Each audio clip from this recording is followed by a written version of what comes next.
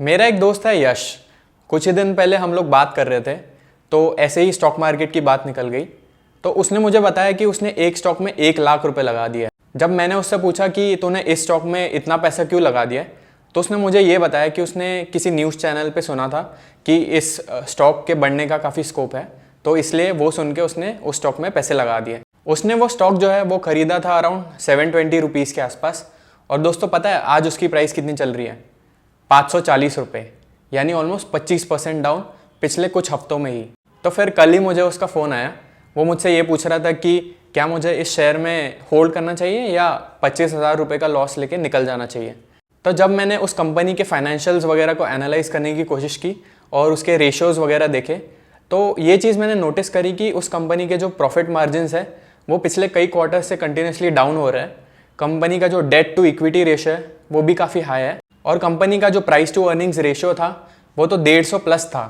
तो इसलिए मैंने उसको बोला कि तू ये लॉस बुक करके निकल जाए शेयर से, ताकि जो बचे हुए 75,000 रुपीज़ है वो सेफ रहे। तो दोस्तों अगर आपको भी मेरे दोस्त यश की तरह इतने बड़े लॉसेस नहीं उठाने हैं तो आपको स्टॉक मार्केट में खुद से रिसर्च करते आना चाहिए और इसके लिए आपको बेसिक रेशियोज़ की नॉलेज होनी चाहिए। अगर आप स्टॉक मार्केट में नए हैं तो टेंशन लेने की बात नहीं है, क्योंकि आज के इस वीडियो में हम एकदम ही शुरुआत से और एकदम आसान भाषा में इन जो भी सारे इंपॉर्टेंट रेशियोज़ होते हैं स्टॉक मार्केट को लेकर उनके बारे में सीखेंगे, ताकि आप भी एक बेटर इन्वेस्टर बन पाए। मेरा नाम है अनमोल और आप सबका स्वागत है स्टॉइक वेल्थ की यूट्यूब चैनल पे, जहाँ पे हम लोग आपके लिए फाइनेंस को आसान बनाते हैं। वीडियो स्टार्ट करने से पहले मेरी आपसे एक रिक्वेस्ट है कि अगर आपको हमारा कंटेंट पसंद आ रहा है तो इस वीडियो को लाइक और हमारे यूट्यूब चैनल को सब्सक्राइब ज़रूर कर देना, इससे हमारी काफ़ी मदद होती है। अगर आपने हमारे प्रॉफिट एंड लॉस स्टेटमेंट और बैलेंस शीट कैसे पढ़ते हैं वो वाले वीडियोस नहीं देखे तो आप यूट्यूब ऐप पे ऊपर आई वाली बटन पर क्लिक करके वो वीडियो ज़रूर देख लेना, ताकि ये वीडियो समझने में आपको आसानी हो। हम जो है वो 5 टाइप के रेशियोज़ के बारे में सीखेंगे जो कि स्टॉक मार्केट के लिए बहुत ही इंपॉर्टेंट है। तो इनको बोला जाता है फाइनेंशियल रेशियोज़। सबसे पहले है लेवरेज रेशियोज़, फिर लिक्विडिटी रेशियोज़, फिर एफिशिएंसी रेशियोज़, उसके बाद है प्रॉफिटेबिलिटी और लास्ट में सबसे जो इम्पॉर्टेंट में आता है वो है वैल्यूएशन रेशियोज़। तो हम स्टार्ट करेंगे लेवरेज रेशियोज़ से।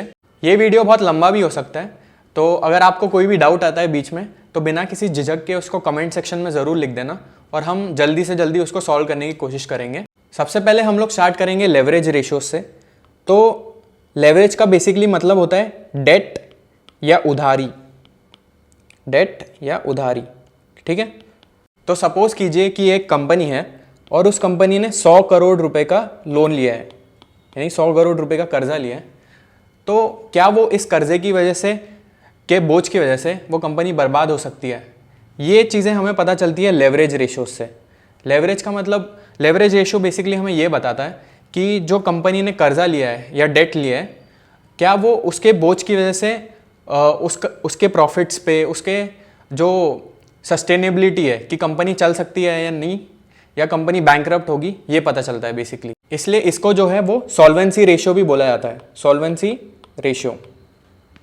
लेवरेज रेशियोज जो होते हैं उसमें जो सबसे पहला रेशियो है वो है debt to equity ratio. Debt का मतलब लोन या कर्जा और इक्विटी का मतलब जब भी कोई कंपनी के ओनर्स उस कंपनी में पैसा लगाते हैं उसको बोला जाता है इक्विटी। अगर फॉर एग्जांपल उस कंपनी के जो ओनर्स हैं उन्होंने उस कंपनी में 100 करोड़ रुपए लगाए हैं और उस कंपनी पे जो डेट है वो भी 100 करोड़ रुपए है, तो उस कंपनी का जो डेट टू इक्विटी रेशियो है वो हो जाएगा 1। यानी 100 करोड़ कंपनी ने लोन लिया है और उसके अगेंस्ट कंपनी के पास 100 करोड़ जो कंपनी के ओनर्स ने इन्वेस्ट किया है कैपिटल, वो है इक्विटी। तो डेट टू इक्विटी रेशियो इस केस में हो गया 1। ये डेट टू इक्विटी रेशियो जो है वो जितना कम हो उतना बढ़िया होता है, अगर 0 हो तो बहुत ही बढ़िया। ऐसे केस में कंपनी को डेट फ्री कंपनी बोला जाता है, यानी उस पर कोई भी कर्जा नहीं है। आइडियली जो है वो डेट टू इक्विटी रेशियो जो है वो 1 या उससे नीचे होना चाहिए। कुछ सेक्टर्स होते हैं जैसे फॉर एग्जांपल इंफ्रास्ट्रक्चर सेक्टर हो गया, या पावर सेक्टर हो गया, या फिर ऑटोमोबाइल सेक्टर हो गया। ऑटोमोबाइल यानी कार बाइक मैन्युफैक्चर करने वाली कंपनीज। तो यूजुअली क्या होता है कि ऐसे कंपनीज में कैपिटल यानी पैसे की बहुत ज़्यादा रिक्वायरमेंट होती है और यूजुअली ऐसी कंपनीज जो है वो कर्जा लेकर ही फैक्ट्री वगैरह सेटअप करती है। फॉर एग्जांपल अगर मारुति को एक कार मैन्युफैक्चरिंग फैक्ट्री सेटअप करनी है तो यूजुअली ऐसी कंपनीज जो है वो कर्जा लेना प्रेफर करती है। तो ऐसे केस में इन कंपनीज का अगर डेट टू इक्विटी रेशियो 2 के अराउंड भी हो, यानी 2 के अराउंड भी हो, तो फिर भी वो एक्सेप्टेबल होता है। लेकिन फिर उस केस में हमें एक दूसरा रेशियो देखना पड़ता है जो हम अभी देखेंगे। तो हमने डेट टू इक्विटी रेशियो तो देख लिया, जो हमें ये बताता है कि कंपनी के जो मालिक हैं उन्होंने कितना पैसा डाला है वर्सेस उन्होंने कितने अमाउंट का लोन लिया है। लेकिन इसके बाद जो रेशियो आता है वो है इंटरेस्ट कवरेज रेशियो, जो बेसिकली हमें ये बताता है कि क्या कंपनी इतने रेवेन्यूज़ और प्रॉफिट जनरेट कर पा रही है कि वो जो उसने कर्जा लिया है उस पर जो इंटरेस्ट कॉस्ट आता है क्या वो सही से पे कर सकती है या नहीं। तो फॉर एग्जांपल अगर किसी कंपनी ने 100 करोड़ का लोन लिया है एट 10% इंटरेस्ट रेट पर ईयर, 1 साल के लिए ये लोन लिया है और उसका इंटरेस्ट रेट जो है वो 10% है, तो उस कंपनी की जो इंटरेस्ट कॉस्ट आएगा वो आएगा 10 करोड़ रुपए। 100 करोड़ पे 10% यानी 10 करोड़ रुपए। तो इंटरेस्ट कवरेज रेशियो का बेसिकली फॉर्मूला होता है EBIT divided by interest cost. EBIT का फुल फॉर्म होता है earnings before interest and taxes. अगर आपने हमारा प्रॉफिट एंड लॉस स्टेटमेंट वाला वीडियो देखा होगा तो आपको पता होगा एबिट क्या होता है। नहीं देखा है तो ऊपर आई बटन पे क्लिक करके देख सकते हो। तो एबिट क्यों यूज़ कर रहे हैं हम लोग? तो क्योंकि इंटरेस्ट जो भी कंपनी को देना पड़ता है वो एक कॉस्ट होता है कंपनी के लिए, तो इसलिए हम लोग, और उसी के बाद कंपनी टैक्स भरती है, तो इसलिए हम लोग इस केस में एबिट यूज़ कर रहे हैं, ना कि profit after tax. I hope आपको ये क्लियर हुआ हो। तो अगर फॉर एग्जांपल उस साल उस कंपनी का जो earnings before interest and taxes था वो था 40 करोड़ रुपए और उस कंपनी को 10 करोड़ रुपए जो है वो एज इंटरेस्ट देना है, तो उस केस में जो कंपनी का इंटरेस्ट कवरेज रेशियो है वो हो जाएगा 4 टाइम्स। तो ये रेशियो जितना ज़्यादा हो उतना ही बढ़िया रहता है। तो फॉर एग्जांपल आप इसको ऐसे सोच के देखिए कि मुझे हर महीने जो है वो 10,000 रुपये की EMI देनी है और मेरी जो मंथली सैलरी है वो है 1 लाख रुपए। तो मेरी जो EMI देने की कैपेसिटी है वो ज़्यादा है एज़ कम्पेयर टू वो बंदा जो महीने के सिर्फ 20,000 कमाता है, क्योंकि उसको जो है वो अपनी इनकम का 50% देना पड़ेगा, वेरस मेरे को सिर्फ 10% देना पड़ रहा है। तो ये रेशियो जितना ज़्यादा हो उतना बढ़िया रहता है। एक इंपॉर्टेंट चीज़ जो आपको नोट करनी है वो है कि ये जो लेवरेज रेशियोज होता है, यानी डेट टू इक्विटी रेशियो और इंटरेस्ट कवरेज रेशियो, ये बैंक्स या NBFC के केस में हम नहीं देखते हैं, क्योंकि बैंक एंड NBFCs जो है उनका बेसिकली काम ही ये होता है कि वो कर्जा लेकर in the form of deposit savings account और वो उसको आगे जाकर बांटते हैं। तो ये रेशियोज जो है वो हम बैंक्स और NBFCs वगैरह के केस में नहीं देखते हैं। दूसरे टाइप ऑफ रेशियोज है वो है लिक्विडिटी रेशियोज। तो लिक्विडिटी का बेसिकली मतलब ये होता है कि किसी चीज़ को हम कितना जल्दी और कितना आसानी से कैश में कन्वर्ट कर सकते हैं, उसको बोला जाता है लिक्विडिटी। तो फॉर एग्जांपल अगर आपके पास घर में गोल्ड पड़ा है तो आप आज ही जाकर उसे एक ज्वेलर के पास बेच सकते हैं और उसके बदले में उससे कैश ले सकते हैं। तो लिक्विडिटी का बेसिकली यही मतलब होता है कि आप किसी चीज़ को कितनी आसानी से कैश में कन्वर्ट कर सकते हैं। ठीक है। जो लैंड होता है, फॉर एग्जांपल अगर आपका कोई फ्लैट है या कोई खेती वगैरह है तो उसको जो है वो अगर आप बेचने जाएं तो आपको कुछ महीने लग जाएंगे, आपको तुरंत कैश नहीं मिलेगा। तो इसलिए जो फ्लैट होता है या लैंड होता है उसको थोड़ा इललिक्विड माना जाता है, इललिक्विड या नॉट लिक्विड।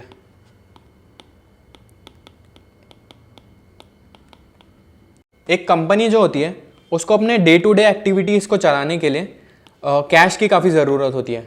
फॉर एग्ज़ाम्पल अगर उसको अपने एम्प्लॉयज़ को सैलरी देनी है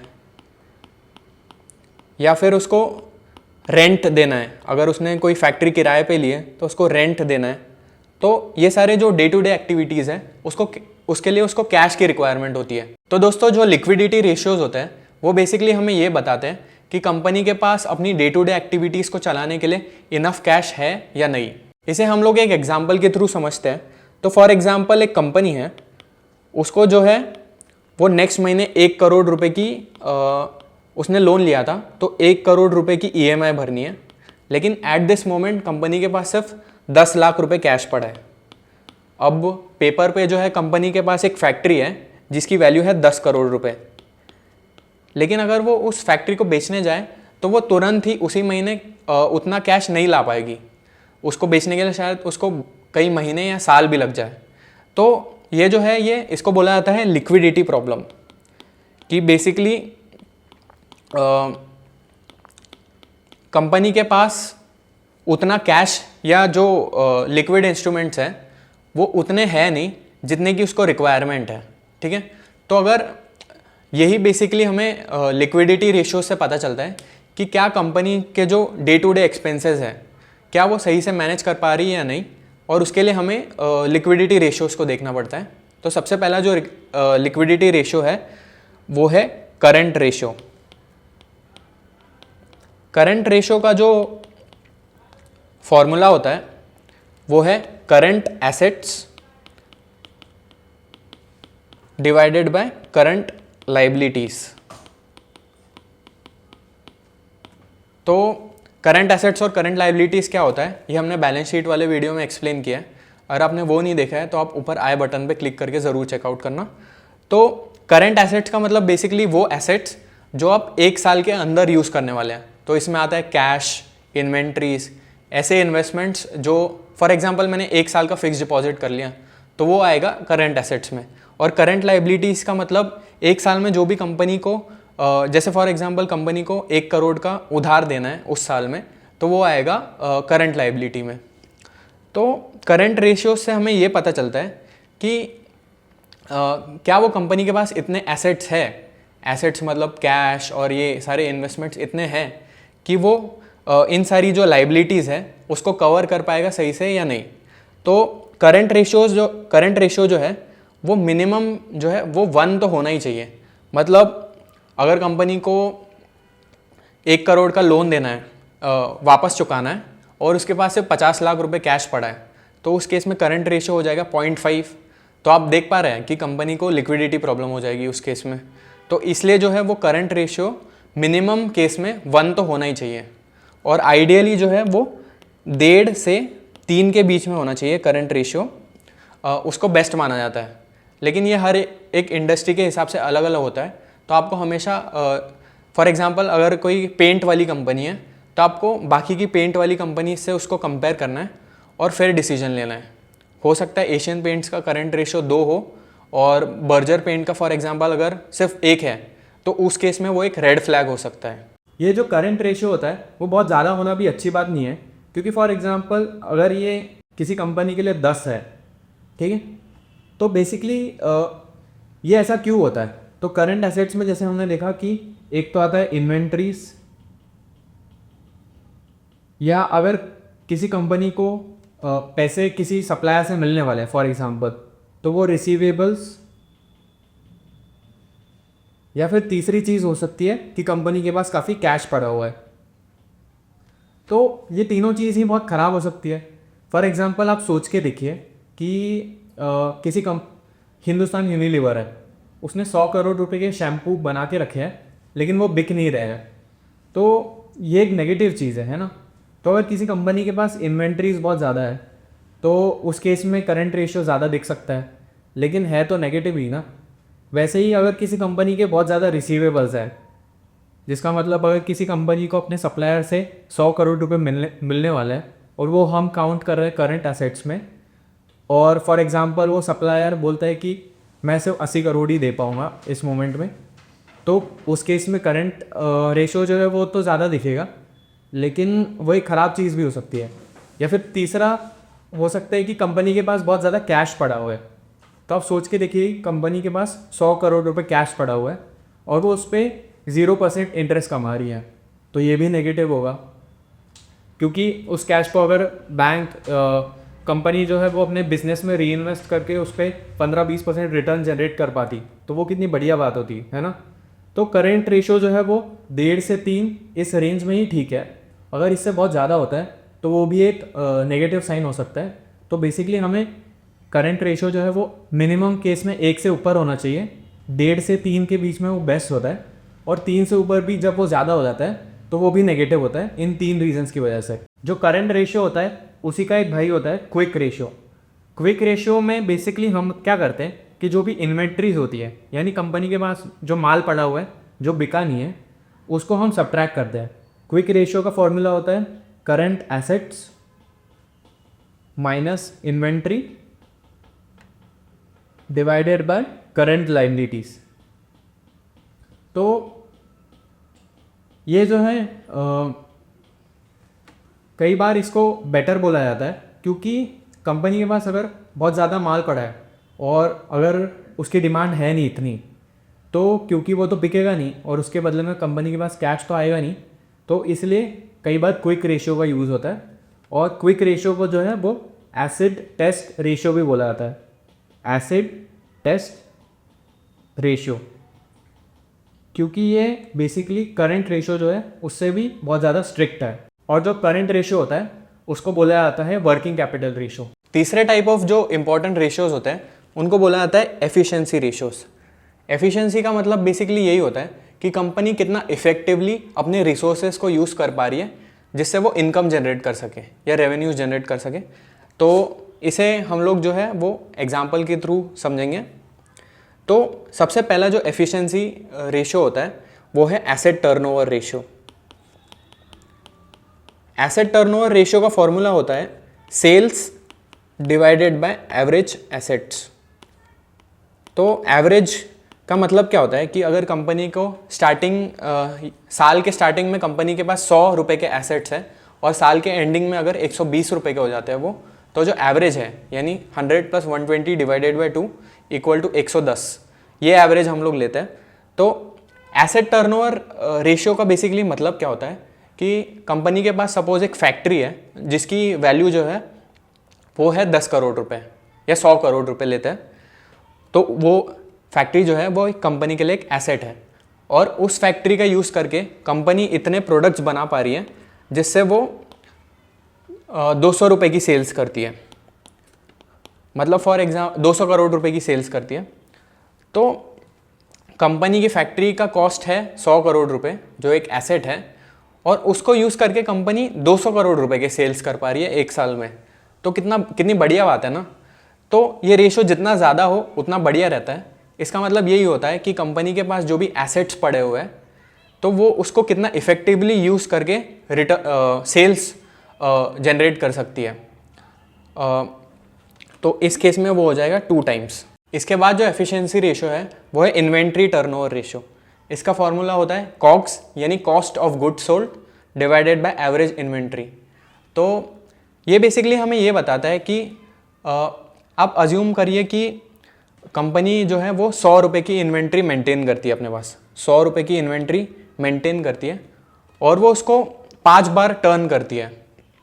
मतलब कंपनी ने 100 रुपये के साबुन बनाए, उसको उसने 2 महीने में बेच दिया, फिर से 100 रुपये के बनाए, फिर से 2 महीने में बेच दिया, तो वो एक साल में ऐसा 6 बार करेगी, है ना। अगर वो 2 महीने में पूरे 100 रुपये के साबुन बेच पा रही है तो वो ऐसा 6 बार करेगी। तो इसकी वजह से कंपनी के सेल्स कितने हो जाएंगे, 600 रुपये। मतलब जो कॉस्ट ऑफ गुड्स सोल्ड है वो हो जाएगा 600 रुपये। कॉस्ट ऑफ गुड्स सोल्ड का मतलब उस साबुन को बनाने के लिए कितना खर्चा आता है वो होता है कॉस्ट ऑफ गुड्स सोल्ड।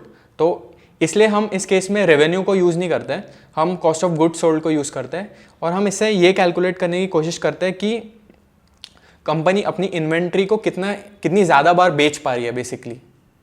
यानी अगर कंपनी हर 2 महीने में 100 रुपये के साबुन बना रही है और वो उसको साल में 6 बार बेच पा रही है, तो ये एक बहुत बढ़िया चीज़ है। जितनी ज़्यादा बार बना पाए और मतलब जितनी ज़्यादा बार फ्रेश माल बना पाए और जितनी ज़्यादा जल्दी उसको बेच पाए एक साल में, तो वो हमें पता चलता है इन्वेंट्री टर्नओवर रेशियो से। प्रॉफिटेबिलिटी रेशियोज को समझना बहुत ही इंपॉर्टेंट है हमारे लिए एज इन्वेस्टर्स, क्योंकि एक स्टॉक का जो प्राइस है वो डिटरमाइन होता है कि वो जो कंपनी है वो किस तरह से अपने प्रॉफिट्स को जनरेट कर सकती है और ग्रो कर सकती है। तो जो स्टॉक प्राइस होता है किसी भी कंपनी का वो डायरेक्टली प्रोपोर्शनल होता है उसके प्रॉफिट से। तो इसलिए हमें ये रेशियोज को समझना और एनालाइज करना आना चाहिए, क्योंकि इससे हमें एक ट्रेंड पता चल सकती है। तो फॉर एग्जांपल एक कंपनी है जिसके प्रॉफिट्स में कंटिन्यूसली ग्रोथ हो रही है या डिक्लाइन हो रहा है, तो हम उस हिसाब से उसके स्टॉक प्राइस को समझ सकते हैं और इन्वेस्टिंग डिसीजंस ले सकते हैं। तो प्रॉफिटेबिलिटी रेशियो में सबसे पहला जो रेशियो आता है वो है ग्रॉस प्रॉफिट मार्जिन। तो इसे हम लोग एक एग्जांपल के थ्रू समझेंगे। तो फॉर एग्जांपल एक गोलगप्पे वाला है, वो 100 रुपये की पानी पूरी बेचता है और उसको बनाने के लिए उसका जो भी सामान आता है जैसे आलू हो गया या पानी वगैरह हो गया, उसको बनाने का खर्चा जो है वो आता है उसको 40 रुपये। तो जो 60 रुपये उसके पास बचता है उसको बोला जाता है ग्रॉस प्रॉफिट। यानी ग्रॉस प्रॉफिट का फॉर्मूला होता है कि जो सेल्स है, यानी इस केस में 100 रुपये है, माइनस जो भी कॉस्ट आता है, जो भी रॉ मटेरियल्स का, उसको सब्ट्रैक्ट करके जो भी बचता है उसको बोला जाता है ग्रॉस प्रॉफिट। और ग्रॉस प्रॉफिट मार्जिन का होता है बेसिकली कि जो 60 रुपये उसके पास बच रहा है डिवाइडेड बाय सेल्स, जो कि इस केस में होगा 60%। तो बेसिकली एक पानीपुरी वाले का इस केस में ग्रॉस प्रॉफिट मार्जिन है 60%, जिसका फॉर्मूला है gross profit divided by sales. इसके बाद जो प्रॉफिटेबिलिटी रेशियो है वो है नेट प्रॉफिट मार्जिन। तो इसका फॉर्मूला होता है पैट, यानी profit after taxes minus sales. तो जो पानीपुरी वाला है उसको रॉ मटेरियल का कॉस्ट हटाने के बाद उसके पास 60 रुपये बचते हैं। तो इसके बाद सपोज वो और दूसरे भी खर्चे करता है, जैसे उसने खुद का स्टॉल लगाया है और वो जगह उसने रेंट पे ली है, तो सपोज वो उस पर ऑन एवरेज 10 रुपये रेंट देता है। फिर उसके बाकी और खर्चे होते हैं, तो वो हटा के अगर, और फॉर एग्जांपल अगर वो टैक्स भी देता है, तो उसके बाद सपोज ये सारा खर्चा मिला के उसके 20 रुपये हो जाते हैं, तो उसके पास बचते हैं 30 रुपये। जो सारे खर्चे हटाने के बाद उसके पास जो 30 रुपये बच रहे हैं उसको बोला जाता है नेट प्रॉफिट। और नेट प्रॉफिट मार्जिन जो है इस केस में हो जाएगा 30 रुपीज़ जो उसके पास बच गए हैं डिवाइडेड बाय उसने जो 100 रुपये की पानीपुरी बेची है, तो इस केस में नेट प्रॉफिट मार्जिन हो गया 30%। हम जब भी किसी कंपनी को स्टडी करते हैं तो हमेशा हमें जो नेट प्रॉफिट मार्जिन है वो उसके कंपेटिटर्स के साथ कंपेयर करके देखना है। तो फॉर एग्जांपल अगर हिंदुस्तान यूनिलीवर है वो अपने शैम्पू पे 20% प्रॉफिट मार्जिन कमा पा रहा है, और वेरएस जो आईटीसी है वो अपने शैम्पू पे सिर्फ 10% प्रॉफिट मार्जिन कमा पा रहा है, तो इस केस में हिंदुस्तान यूनिलीवर एक बहुत बेटर कंपनी है। और आईटीसी को जो है, क्योंकि उसके सिर्फ प्रॉफिट मार्जिन 10% है, तो उसको डबल सेल्स करनी पड़ेगी as compare to Hindustan Unilever. तो ये जितना प्रॉफिट मार्जिन जितना ज़्यादा हो उतना बेटर है हमारे लिए एज इन्वेस्टर्स। इसके बाद जो प्रॉफिटेबिलिटी रेशियोज आते हैं उनको बोला जाता है रिटर्न रेशियोज। रिटर्न का मतलब बेसिकली अगर कंपनी के जो इन्वेस्टर्स हैं उन्होंने कंपनी को 100 रुपये दिया है, तो वो उस पर कितना रिटर्न जनरेट कर पाती है, इसको बोला जाता है रिटर्न रेशियो। तो सबसे पहला जो रिटर्न रेशियो होता है वो है आरओए, यानी रिटर्न ऑन एसेट्स। तो कंपनी के पास जो भी एसेट्स है, फॉर एग्जांपल 100 करोड़ रुपए की फैक्ट्री पड़ी है उसके पास, जो कि उसके लिए एक एसेट है, तो उसको यूज़ करके वो कितना नेट प्रॉफिट जनरेट कर पा रही है, उसको बोला जाता है रिटर्न ऑन एसेट्स। तो फॉर एग्जांपल अगर कंपनी के पास 100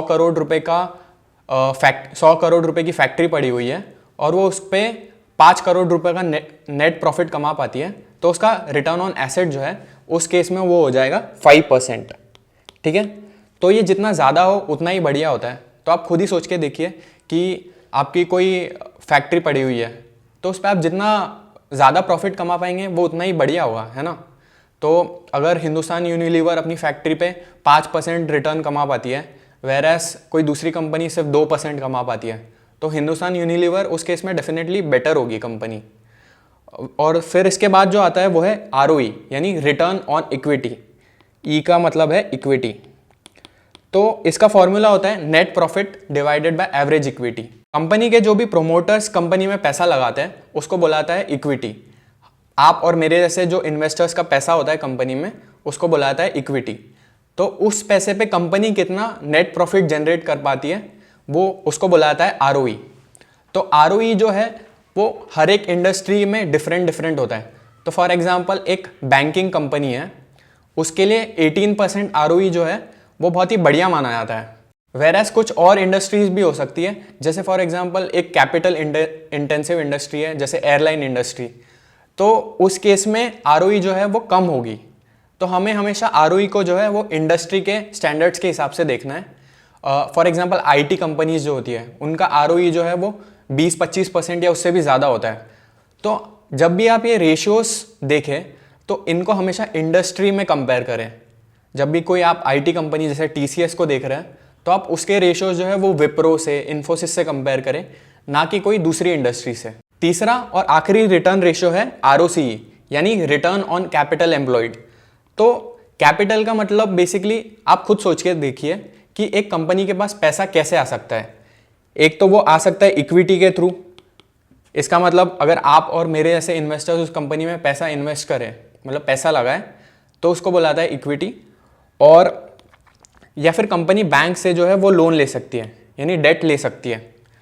तो आरओई जो है वो सिर्फ इन्वेस्टर्स के पर्सपेक्टिव से सोचता है, लेकिन जो आरओसीई जो रेशियो होता है वो जो अगर किसी कंपनी ने लोन लिया है तो वो उसको भी हिसाब में रखता है कि उस कैपिटल पे कंपनी कितना रिटर्न जनरेट कर पा रही है।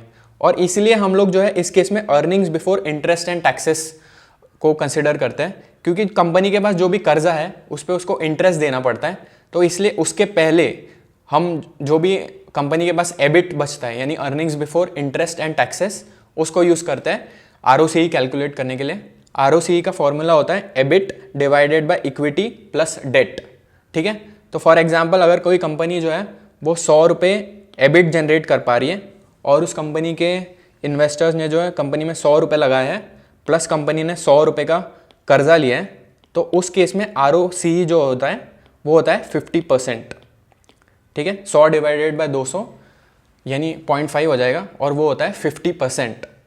तो आरओसीई भी जितना ज़्यादा हो उतना बढ़िया होता है, लेकिन जैसे मैंने बताया कि इसको हमेशा इंडस्ट्री में कंपेयर करना है। अब हम लोग बढ़ते हैं सबसे लास्ट रेशियोज़ की तरफ, जो होते हैं वैल्यूएशन रेशियोज़। तो वैल्यूएशन का मतलब क्या होता है कि यार आपने एक बढ़िया कंपनी तो ढूंढ ली, लेकिन उसको आपको किस दाम पे खरीदना है वो हमें वैल्यूएशन रेशियोज से पता चलता है। तो फॉर एग्जांपल अगर आपके हिसाब से किसी ज़मीन की जो कीमत है वो होनी चाहिए 100 रुपये, लेकिन वो मार्केट में जो ओनर है वो बोल रहा है कि मैं 150 रुपये के नीचे नहीं बेचूंगा, तो क्या आप वो ज़मीन खरीदेंगे? बिल्कुल नहीं। वेरएस अगर वही इंसान आपको बोलता है कि यार मुझे पैसों की बहुत ज़रूरत है तो मैं इसको 80 रुपये में बेचने के लिए भी रेडी हूँ, तो आप उस केस में उस ज़मीन को बिल्कुल ही खरीदेंगे। तो वैल्यूएशन रेशियोज जो होते हैं वो बेसिकली हमें यही बताते हैं कि कंपनी जो है उसको हमें किस दाम पे खरीदना है। सबसे पहला जो वैल्यूएशन रेशियो है वो है प्राइस टू अर्निंग्स रेशियो, यानी पीई रेशियो। इसका फॉर्मूला होता है प्राइस डिवाइडेड बाय अर्निंग्स। तो फॉर एग्जांपल अगर कोई दुकान है जो 100 रुपये में बिक रही है और वो हर साल, मतलब उसने पिछले साल जो है पिछले 1 साल में 10 रुपये का प्रॉफिट कमाया है, तो उसका प्राइस टू अर्निंग्स रेशियो हो जाएगा 10, क्योंकि उसने 1 साल में अगर 10 रुपये कमाया है और आप उसको 100 रुपये में खरीद रहे हैं, तो उसकी 1 साल की कमाई का 10 टाइम्स आप पे कर रहे हैं। उसी को बुलाता है प्राइस टू अर्निंग्स रेशियो। तो प्राइस का मतलब अगर स्टॉक मार्केट के पर्सपेक्टिव से हम सोच के देखें, तो अगर आप सोचिए कि रिलायंस का जो शेयर प्राइस चल रहा है वो है 1000 रुपये, और रिलायंस ने जो है पिछले साल हर एक शेयर पे ये जो अर्निंग्स होता है ये होता है EPS, यानी अर्निंग पर शेयर। यानी अगर रिलायंस का एक शेयर 1000 रुपये पे चल रहा है तो उस शेयर पे कंपनी कितना प्रॉफिट कमा रही है उसको बुलाता है EPS। तो EPS का फॉर्मूला क्या होता है कि कंपनी ने अगर पूरे 1 साल में 1000 करोड़ रुपए, फॉर एग्जांपल रिलायंस ने पिछले साल जो है ये जो है वो पिछले 12 महीनों का कैलकुलेट होता है, पिछले 1 साल का। EPS जो है उसका फॉर्मूला होता है net profit divided by number of shares. For example अगर रिलायंस ने जो है वो पिछले साल 1000 करोड़ रुपए का प्रॉफिट किया था और उस कंपनी ने 100 करोड़ शेयर्स इशू किए हैं अपने इन्वेस्टर्स को, तो उसका EPS हो जाएगा 10 रुपये। यानी हर एक शेयर पे जो कंपनी है वो 10 रुपये कमाती है। तो प्राइस जो है कंपनी का स्टॉक मार्केट में चल रहा है 1000 रुपये, और उस कंपनी ने जो है वो 10 रुपये हर एक शेयर पे कमाए हैं, तो उस केस में प्राइस टू अर्निंग्स रेशियो हो जाएगा 100 टाइम्स, 100 गुना। ठीक है, आई होप आपको ये क्लियर हुआ हो कि प्राइस टू अर्निंग्स रेशियो हमें बेसिकली ये बताता है कि हम हर एक रुपए की अर्निंग्स के लिए उस कंपनी को कितना भाव दे रहे हैं। तो फॉर एग्जांपल रिलायंस के केस में अगर ये 100 टाइम्स है, तो मतलब मैं हर एक रुपए की जो कंपनी कमाई करती है उसके लिए 100 रुपये देने के लिए तैयार हूँ। जैसे हमने पिछले वाले रेशियोज में देखा, तो पी रेशियो भी आपको हमेशा इंडस्ट्री में कंपेयर करना है। तो ऐसा नहीं होना चाहिए कि मैं, जैसे कोल इंडिया कंपनी है, ठीक है, उसका पी रेशियो हमेशा कम होता है क्योंकि उस सेक्टर में जो है वो बहुत ज़्यादा ग्रोथ नहीं है। वेरएस अगर कोई रिन्यूएबल एनर्जी वाली कंपनी देखेंगे आप, तो उसका पी रेशो बहुत ज़्यादा होता है, क्योंकि उस सेक्टर में काफ़ी फ्यूचर में पोटेंशियल है। तो आपको जो पी रेशो है वो हमेशा उस इंडस्ट्री के अंदर ही कंपेयर करना है। अगर मैं किसी बैंक का जो प्राइस टू अर्निंग्स रेशो है वो किसी स्टार्टअप जैसे जोमेटो से कंपेयर करूँ तो ये आप कंपेयर नहीं कर सकते हैं। तो इसलिए जो प्राइस टू अर्निंग्स रेशो है वो आपको एक इंडस्ट्री के अंदर ही कंपेयर करना है। इसके बाद जो वैल्यूएशन रेशो है वो है प्राइस टू बुक रेशो। इसका फॉर्मूला होता है प्राइस पर share divided by book value पर शेयर। तो बुक वैल्यू का बेसिकली मतलब क्या होता है कि अगर आप सोचिए कि कंपनी आज ही बंद हो जाए, ठीक है, फॉर एग्जांपल कंपनी के पास 100 करोड़ रुपए की फैक्ट्री थी और उस पर 10 करोड़ रुपए का कर्जा था, ठीक है, तो नेट जो है अगर वो 100 करोड़ रुपए की फैक्ट्री में बेचता हूँ और 10 करोड़ रुपए का जो कर्जा है वो रीपे कर देता हूँ, तो नेट जो मेरे पास बचेगा वो होगा 90 करोड़ रुपए। ये जो 90 करोड़ रुपए है इसको बोला जाता है कंपनी की नेटवर्थ, ठीक है। यानी बेसिकली कंपनी के पास जो भी एसेट्स हैं, अगर मैं उनसे कंपनी के ऊपर जो भी उधारी है उसको सब्ट्रैक्ट करता हूँ तो कंपनी की हमें नेटवर्थ मिलती है। और जब हम उस नेटवर्थ को नंबर ऑफ शेयर से डिवाइड करते हैं तो हमें बुक वैल्यू पर शेयर मिलती है। तो अगर कंपनी की नेटवर्थ जो है वो 90 करोड़ है और उस कंपनी ने 1 करोड़ शेयर्स इशू किए हैं तो उस केस में उसकी एक शेयर की बुक वैल्यू जो है वो हो जाएगी 90 रुपये, ठीक है। तो और अगर सपोज मार्केट में जो है उस शेयर का प्राइस चल रहा है 900 रुपये, तो इस केस में प्राइस टू बुक रेशो जो है वो हो जाएगा 10 टाइम्स, ठीक है। मार्केट में अगर कंपनी का शेयर प्राइस 900 रुपये चल रहा है और उसकी बुक वैल्यू जो है वो है 90 रुपये पर शेयर, तो उस केस में प्राइस टू बुक रेशो जो है वो हो जाएगा 10 टाइम्स। तो ये रेशो हमें कब यूज़ करना है? तो ये रेशो जो है वो काफ़ी काम में आता है। फॉर एग्जांपल बैंकिंग सेक्टर के लिए हमने बैंकिंग सेक्टर के ऊपर एक डिटेल्ड 1 घंटे का वीडियो बनाया है, वो आप ज़रूर चेकआउट कर लेना। उससे आपको ये समझ जाएगा कि ये रेशो जो है वो बैंकिंग सेक्टर में क्यों यूज़ होता है।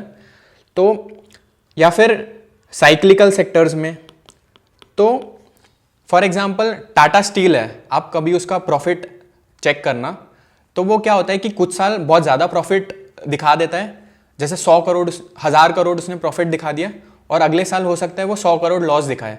क्यों?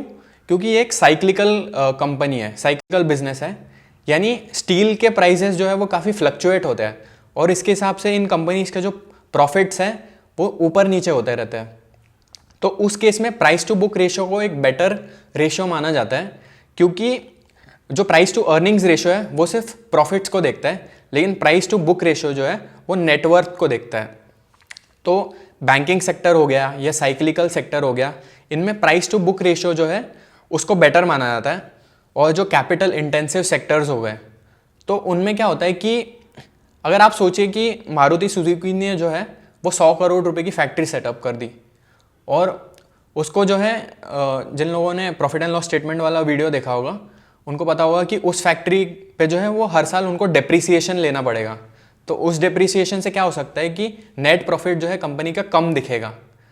तो उस केस में प्राइस टू अर्निंग्स रेशो जो है वो एक अच्छा मेट्रिक नहीं होगा, तो उस केस में हमें प्राइस टू बुक रेशो देखना पड़ता है। बैंकिंग सेक्टर में ये रेशो सबसे काम में आता है। इसके बाद हम लोग जो वैल्यूएशन रेशो देखेंगे वो है EV by EBITDA ratio. EV का मतलब होता है एंटरप्राइज वैल्यू, जिसका फॉर्मूला होता है market cap plus debt minus cash. तो इसको समझने, एंटरप्राइज वैल्यू जो कॉन्सेप्ट है उसको समझने के लिए हम एक एग्जाम्पल का यूज़ करेंगे। तो सपोज कीजिए कि एक शॉप है और उस शॉप में क्या है कि उसमें एक लॉकर है जिसमें 10 लाख रुपए कैश पड़ा हुआ है, ठीक है। और उस कंपनी पे 20 लाख रुपए का जो है, उस शॉप पे जो है 20 लाख रुपए का कर्जा लेके रखा है उस ओनर ने। अब शॉप का जो मालिक है वो आप जो है उस शॉप के मालिक के पास जाता है और पूछता है कि ये शॉप तुम कितने में बेचोगे। तो वो बोलता है 1 करोड़ रुपए में मैं ये शॉप आपको बेचने के लिए रेडी हूँ, ठीक है। तो अगर आप ये शॉप 1 करोड़ रुपए में खरीदते हैं तो इसके साथ क्या होगा कि आपको जो है वो 20 लाख रुपए जो उसने उधारी लेके रखी है वो भी आपको चुकानी पड़ेगी, क्योंकि ये शॉप आपकी हो जाएगी। और इस शॉप में जो है वो 10 लाख रुपए कैश भी पड़ा हुआ है, तो वो आपके लिए एक बोनस है ना, क्योंकि अगर 1 करोड़ की शॉप मैं खरीद रहा हूँ और उसमें 10 लाख रुपए कैश पड़ा है, तो इफ़ेक्टिवली मेरे लिए तो वो शॉप 90 लाख रुपए में ही मिलेगी मुझे। और क्योंकि उस शॉप में 20 लाख रुपए की उधारी है, यानी लोन लेके रखा है उस शॉप के अगेंस्ट, तो वो मुझे ऐड करना पड़ेगा, क्योंकि वो अमाउंट फिर अगर मैं शॉप खरीदता हूँ तो वो मुझे अपनी जेब से देना पड़ेगा। इसलिए जो इफ़ेक्टिव वैल्यू इस केस में जो है उस शॉप की है 1.1 करोड़ रुपीस। ठीक है, तो हमने क्या किया बेसिकली कि शॉप की जो वैल्यू जो हम खरीद रहे हैं उसमें हमने जो भी कर्जा लिया है उसको जोड़ा और जो भी कैश पड़ा हुआ है उसको सब्ट्रैक्ट किया। तो ये इस वैल्यू को बोला जाता है एंटरप्राइज वैल्यू, कि मतलब इफेक्टिवली आप जो भी कंपनी को खरीद रहे हैं उसके लिए आप कितना दाम पे कर रहे हैं। तो अगर आप किसी कंपनी को 10,000 करोड़ रुपए में खरीद रहे हैं और उस कंपनी के पास 5,000 करोड़ रुपए कैश पड़ा हुआ है, तो उसकी इफेक्टिव वैल्यू हो जाती है सिर्फ 5,000 करोड़ रुपए। ठीक है, ये होता है कॉन्सेप्ट एंटरप्राइज वैल्यू का। और एबिडा का मतलब होता है earnings before interest and taxes and depreciation and amortisation. तो ये रेशो जो है वो काम कहाँ पे आता है, तो ये हम लोग एक एग्जाम्पल के थ्रू समझते हैं। तो सपोज कीजिए कि ये एक कंपनी है, रिलायंस है सपोज, और रिलायंस ने क्या किया है कि एक बैंक के पास जाके 1,000 करोड़ रुपए का जो है वो लोन लिया है, और उसने क्या किया कि उस 1,000 करोड़ रुपए से सोलार, रिलायंस जैसे आपको पता होगा कि सोलार सेक्टर में काफ़ी इन्वेस्ट कर रहे हैं, तो उसने उस 1,000 करोड़ को लेके एक फैक्ट्री सेटअप करी सोलार मैन्युफैक्चरिंग की। ठीक है, अब इस केस में क्या होगा कि क्योंकि उसने लोन लिया है तो उसके ऊपर उसको इंटरेस्ट देना पड़ेगा, और क्योंकि उसने 1,000 करोड़ की फैक्ट्री सेटअप करी है जिसको सेटअप करने के लिए भी टाइम लगेगा और उससे रेवेन्यू जनरेट करने के लिए भी सालों लग जाएंगे, तो उस केस में 1,000 करोड़ की फैक्ट्री पे डेप्रीसिएशन जो है वो भी एक एक्सपेंस होगा। तो इस केस में क्या हो सकता है कि कंपनी के प्रॉफिट्स कुछ सालों तक कम दिख सकते हैं, क्योंकि उसका जो इंटरेस्ट कॉस्ट है वो बढ़ गया, और डेप्रीसिएशन, क्योंकि वो फैक्ट्री जो है उस पर डेप्रीसिएशन कॉस्ट उस कंपनी को लेना पड़ेगा, तो वो भी बढ़ जाएगा। तो उसकी वजह से कंपनी के जो प्रॉफिट्स हैं वो कम दिख सकते हैं। तो तब ये जो है EV by EBITDA ratio use किया जाता है, क्योंकि ये हमें earnings before interest taxes depreciation दिखाता है, कि मतलब ये सारे जो एक्सपेंसेस हैं इनके पहले कंपनी कितना अर्निंग्स कर पा रही है। और ईवी हमने इसलिए लिया है क्योंकि हम इसमें इंटरेस्ट कॉस्ट को भी कंसिडर कर रहे हैं, तो इसलिए हमें ईवी जो कि जिसमें हम जो भी कंपनी ने डेट लिया है उसको ऐड कर रहे हैं, तो इसलिए हम ईवी लेते हैं, ना कि जो कंपनी का करंट मार्केट कैपिटलाइजेशन चल रहा है वो। अब जो लास्ट वैल्यूएशन रेशियो है वो देखेंगे हम, जो कि पर्सनली मेरा सबसे फेवरेट रेशियो है, वो है पीईजी रेशियो, यानी price to earnings ratio divided by growth. तो सपोज कीजिए कि एक कंपनी है वो हर साल जो है अपने प्रॉफिट्स को 20 साल से ग्रो कर रही है, यानी ग्रोथ उस कंपनी की जो है वो 20% है, और वो कंपनी आपको 20 के प्राइस टू अर्निंग्स रेशियो पे मिल रही है। तो इस केस में जो पीजी रेशियो है वो हो जाएगा 1 टाइम्स। पीजी रेशियो बेसिकली हमें ये बताता है कि कंपनी किस हिसाब से ग्रोथ कर रही है और उसको हम किस प्राइस टू अर्निंग्स रेशियो पे खरीदने के लिए तैयार है। तो मान लीजिए कि एक शॉप है जो हर साल 20% से अपने प्रॉफिट्स को बढ़ा रही है, और मैं उसको तो सपोज कीजिए कि एक शॉप है जो इस साल उसने 1 करोड़ रुपए कमाए, और वो एक्सपेक्ट कर रही है कि हर साल 20% से उस प्रॉफिट को बढ़ाएगी, यानी अगले साल 1 करोड़ 20 लाख, फिर उससे 20% ज़्यादा, तो ऐसे वो प्रॉफिट्स को बढ़ाएगी। और उस कंपनी का जो ओनर है वो आके मुझे बोलता है कि मैं शॉप बेचने के लिए रेडी हूँ, उसके लिए मुझे 20 करोड़ रुपए चाहिए। यानी आप उस कंपनी को उस साल की जो कमाई है उससे 20 गुना में खरीदने के लिए तैयार है। तो उस केस में उसका प्राइस टू अर्निंग्स रेशियो हो गया 20 टाइम्स। तो 20 times price to earnings ratio divided by 20% growth, तो उस केस में पीजी रेशियो हो गया 1 टाइम्स। तो मुझे जो है पर्सनली ऐसी कंपनीज पसंद आती है जो पीजी रेशियो जिनका 1 के अराउंड ही होता है, यानी 1 या उससे नीचे होता है। और एट मैक्स मैं कभी भी कोई कंपनी 1.5 टाइम्स PEG रेशो के ऊपर नहीं खरीदता हूँ। तो बहुत बार क्या होता है कि बहुत हाई ग्रोथ कंपनीज होती हैं जो हर साल अपने प्रॉफिट्स 50% से बढ़ाती है। जैसे आपने जोमेटो वगैरह देखा होगा, ये अभी काफ़ी हाई ग्रोथ स्टेजेस में। तो ऐसी कंपनीज़ के लिए आप ज़्यादा PEG रेशो भी दे सकते हैं, और जैसे जैसे कंपनी की ग्रोथ कम होते जाती है वैसे ही उसको जो प्राइस टू अर्निंग्स रेशो जो मिलता है वो भी कम होता है।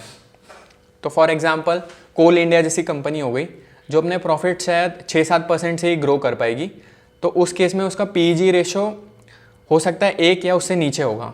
लेकिन अगर कोई हाई ग्रोथ वाली कंपनी है जैसे जोमेटो हो गया, जिसने शायद पिछले साल 50-60% की ग्रोथ करी थी, तो उस केस में उसका PEG रेशो आप थोड़ा ज़्यादा भी पे कर सकते हैं। ये भी रेशो जो है जैसे पिछले रेशोज़ की तरह देखा हमने, आपको सिर्फ इंडस्ट्री के अंदर ही कंपेयर करना है। तो मैं जोमेटो का अगर कंपैरिजन कर रहा हूँ तो मैं वो स्विगी से करूँगा, ना कि कोटक बैंक से करूँगा। तो दोस्तों आई होप आपको ये रेशोज़ वाला वीडियो इन्फॉर्मेटिव लगा हो। अगर वीडियो पसंद आया है तो इसे लाइक और अपने दोस्तों के साथ ज़रूर शेयर कर देना। हमारा अभी काफ़ी नया चैनल है यूट्यूब पे, तो हम इसे ग्रो करने की कोशिश कर रहे हैं और हम ऑलमोस्ट 300 सब्सक्राइबर्स हिट करने वाले हैं, तो उसके लिए थैंक यू वेरी मच। अगर आपको हमारा कंटेंट पसंद आ रहा है तो प्लीज़ हमारे यूट्यूब चैनल को सब्सक्राइब ज़रूर कर देना, और मिलते हैं अगले वीडियो में।